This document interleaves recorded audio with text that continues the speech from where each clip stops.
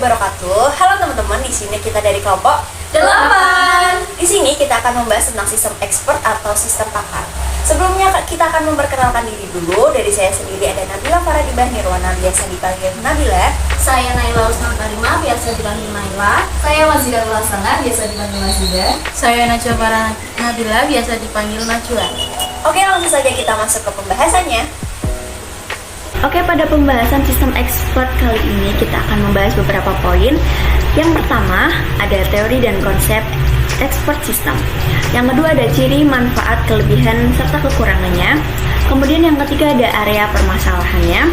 Yang keempat ada struktur, dan yang terakhir ada contoh expert system. Teori expert system. Expert system atau sistem pakar adalah program kecerdasan buatan atau artificial intelligence yang menggabungkan pengetahuan seorang pakar dan interferensi yang dimasukkan ke dalam sistem sehingga dapat bertindak sebagai penasihat atau konsultan yang cerdas. Dan sistem pakar ini berusaha mengadopsi pengetahuan manusia ke komputer agar komputer dapat menyelesaikan masalah seperti biasa yang dilakukan oleh para ahli. Sistem ini dirancang agar dapat menyelesaikan suatu permasalahan tertentu dengan meniru kerja para ahli. Istilah sistem pakar ini berasal dari istilah knowledge atau base of expert system. Ini muncul karena untuk memecahkan masalah. Sistem pakar ini menggunakan pengetahuan seorang pakar atau ahli yang dimasukkan ke dalam komputer. Pakaran atau expertise, suatu pengetahuan yang diperoleh dari belajar, membaca, pengalaman, dan yang lainnya. Ini meliputi fakta-fakta, teori, aturan, dan prosedur, seperti aturan heuristik, strategi global, dan meta knowledge. Yang kedua ada pakar atau expert. Jadi seseorang yang mempunyai pengetahuan, pengalaman, dan memiliki metode khusus untuk memecahkan masalah dan memberi nasihat. Pakar ini harus mampu mengenali dan memformulasikan permasalahan, memecahkan permasalahan dengan cepat dan tepat, menjelaskan pemecahan atau solusinya, dan belajar dari pengalaman, melakukan restrukturasi pengetahuan, memecahkan aturan-aturan, dan menentukan relevansi. Kemudian yang ketiga ada pemindahan kepakaran atau transferring expertise. Tujuannya untuk memindahkan seseorang pakar ke dalam sistem komputer, kemudian ditransfer kepada orang lain yang bukan pakar. Ini melibatkan akuisisi pengetahuan, representasi pengetahuan, intervensi pengetahuan, dan pemindahan pengetahuan ke pengguna. Lanjut, ada inferensi atau inferencing, sebuah prosedur yang memiliki kemampuan dalam melakukan penalaran. Ini ditampilkan pada suatu komponen yang disebut mesin inferensi yang mencakup prosedur mengenai pemecahan masalah. Semua pengetahuan seseorang disimpan dalam basis data oleh pakar, dan tugas sistem inferensi adalah mengambil keputusan atau kesimpulan berdasarkan basis pengetahuan yang dimilikinya. Jadi di dalam sistem inferensi ini nantinya semua pengetahuan seseorang, contohnya saja pada dokter spesialis jantung, ini nantinya pengetahuan dokter tersebut akan disimpan ke basis pengetahuan pada sistem pakar. Jadi sistem pakar yang kita buat itu sudah sama kecerdasannya seperti seorang dokter tersebut. Selanjutnya ada aturan-aturan atau rule. Kebanyakan aplikasi sistem pakar komersial adalah berbasis rule, yang artinya pengetahuan knowledge disimpan dalam bentuk rule sebagai prosedur pemecahan masalah. Maksudnya sistem rule seperti ini yaitu tentunya dalam dokter spesial jantung yang tadi itu memiliki pengetahuan tentang beberapa penyakit dan gejalanya. Jadi nanti misalkan satu penyakit tersebut memiliki beberapa gejala, misalkan dalam satu penyakit gejalanya apa saja dan masuk ke level stadium yang keberapa. Jadi di aturan tersebut tidak bisa langsung menjelaskan informasi secara bulat atau utuh, namun di dalam sistem aturan ini harus disusun sedemikian rupa supaya ketika nantinya ada suatu pertanyaan yang muncul dan jawaban tersebut akan berkaitan satu dengan yang lainnya, seperti ada penyakit apa, gejalanya apa, dan masuk ke stadium berapa, seperti itu. Lalu selanjutnya ada kemampuan menjelaskan atau explanation capability. Penjelasan dilakukan dalam subsistem yang disebut subsistem penjelasan. Bagian ini memungkinkan sistem untuk memeriksa penalaran yang dibuatnya sendiri dan menjalankan operasi-operasinya.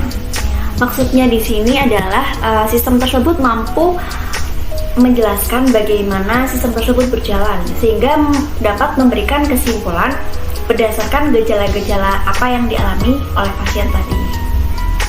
Yang selanjutnya ada ciri-ciri sistem pakar. Yang pertama, ada terbatasnya pada domain keahlian tertentu. Yang kedua, dapat menjelaskan alasan-alasan dengan cara yang dapat dipahami. Yang ketiga, mudah untuk dimodifikasi. Yang keempat, outputnya bersifat anjuran atau nasihat. Yang kelima, dapat memberikan penalaran untuk data-data yang tidak lengkap atau tidak pasti. Yang keenam, bekerja berdasarkan kaidah atau rules tertentu. Yang ketujuh, basis pengetahuan dan mekanisme inferensi terpisah. Yang terakhir ada sistem dapat mengaktifkan kaidah yang sesuai dituntun oleh dialog dengan pengguna. Selanjutnya ada manfaat dari sistem pakar. Yang pertama, meningkatkan produktivitas karena sistem pakar dapat bekerja lebih cepat daripada manusia. Contohnya seperti dokter spesialis jantung, dia hanya bisa melayani pasien satu persatu, sedangkan dengan menggunakan sistem pakar yang berupa aplikasi itu bisa diakses oleh ratusan hingga ribuan orang dalam satu waktu untuk proses diagnosa ataupun konsultasi. Makanya sistem pakar dianggap lebih cepat daripada manusia. Yang kedua, membuat seorang yang awam bekerja layaknya seorang pakar. Yang ketiga, meningkatkan kualitas dengan memberi nasihat, solusi, atau rekomendasi yang konsisten dan mengurangi kesalahan. Yang keempat, mampu menangkap pengetahuan dan kepakaran seseorang.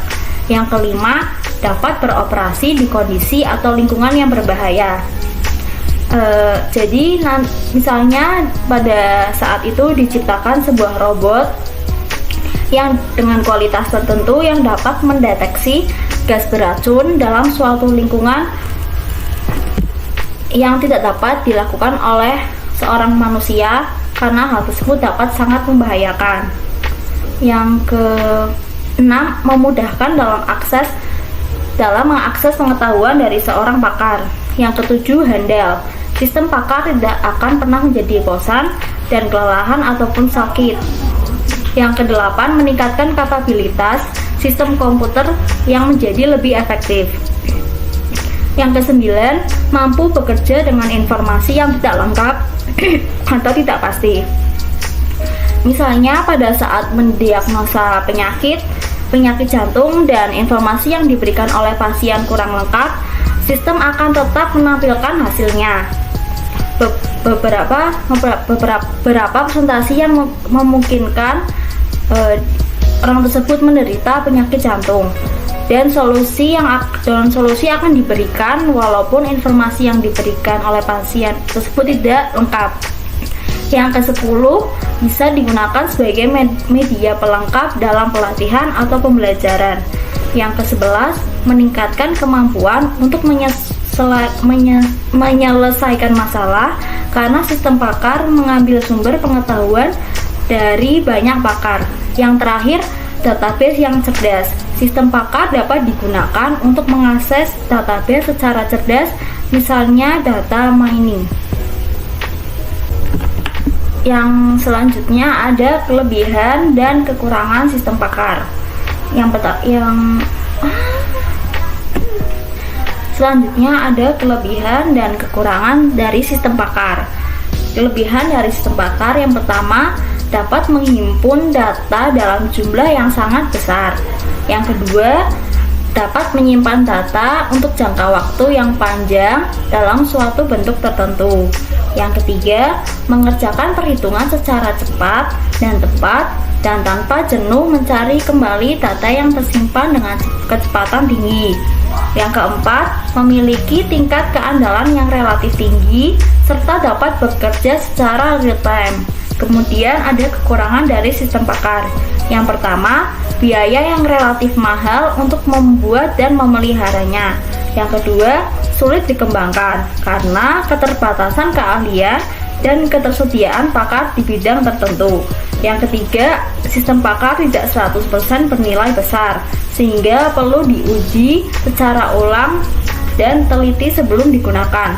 Yang terakhir, pendekatan oleh setiap pakar untuk suatu kondisi atau problem bisa berbeda-beda. Akan menjelaskan tentang area permasalahan expert system. Yang pertama ada interpretasi, yaitu menghasilkan deskripsi situasi berdasarkan data-data masukan atau hasil observasi.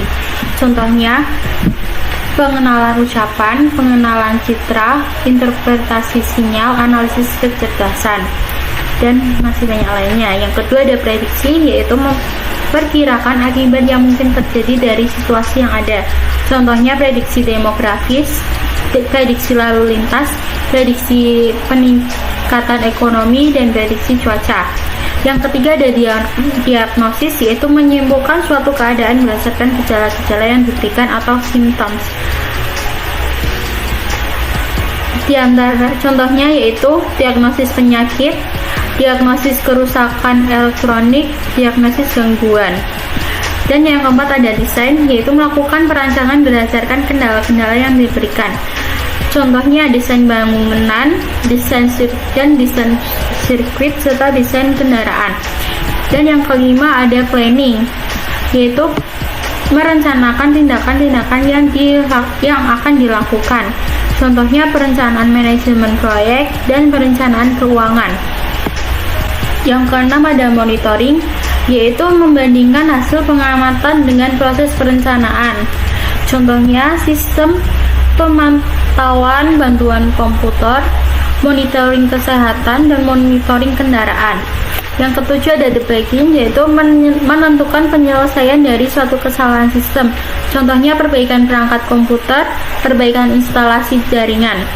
Yang kedelapan ada restorasi, yaitu melaksanakan rencana perbaikan. Contohnya menemukan lokasi error dan memperbaiki script. Yang kesembilan ada interaction, yaitu melakukan instruksi untuk diagnosis, debugging, dan perbaikan kinerja. Contohnya instruksi diagnosis kesehatan, instruksi perbaikan kinerja, dan lain sebagainya. Dan yang terakhir, yang ke-10 yaitu kontrol, yaitu melakukan kontrol terhadap area permasalahan sistem pakar yang lainnya. Contohnya yaitu kontrol hasil interpretasi, kontrol hasil diagnosis, dan kontrol hasil perbaikan sistem. Akan menjelaskan tentang struktur expert system. Dalam struktur sistem pakar ada dua bagian penting, yaitu lingkungan pengembangan atau development environment dan lingkungan konsultasi atau consultation environment. Lingkungan pengembangan digunakan oleh pembuat sistem pakar untuk membangun komponen-komponennya dan memasukkan pengetahuan ke dalam basis pengetahuan atau knowledge base. Sedangkan lingkungan konsultasi digunakan oleh pengguna untuk berkonsultasi sehingga pengguna mendapatkan pengetahuan dan nasihat dari sistem pakar layaknya berkonsultasi dengan sistem pakar. Adapun komponen penting dalam sebuah sistem pakar yaitu yang pertama ada akuisisi pengetahuan atau knowledge acquisition.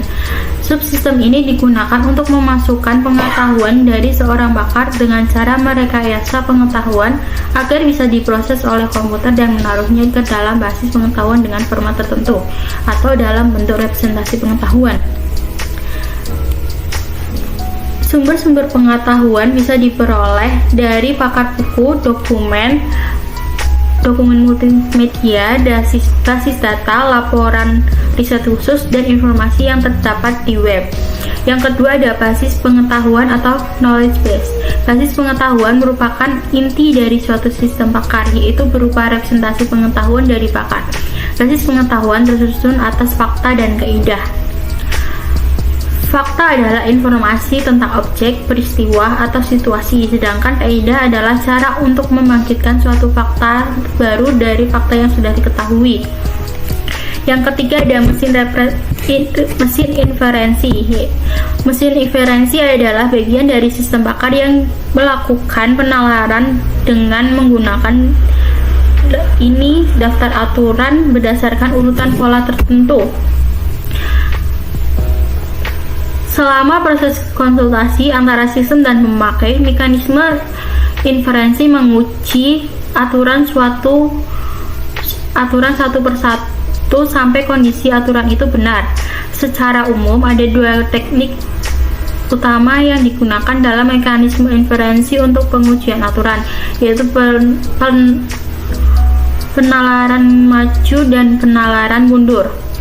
Yang keempat ada daerah kerja atau blackboard untuk merekam hasil sementara yang akan dijadikan sebagai keputusan, dan untuk menjelaskan sebuah masalah yang sedang terjadi, sistem pakar membutuhkan blackboard, yaitu area pada memori yang berfungsi sebagai basis data.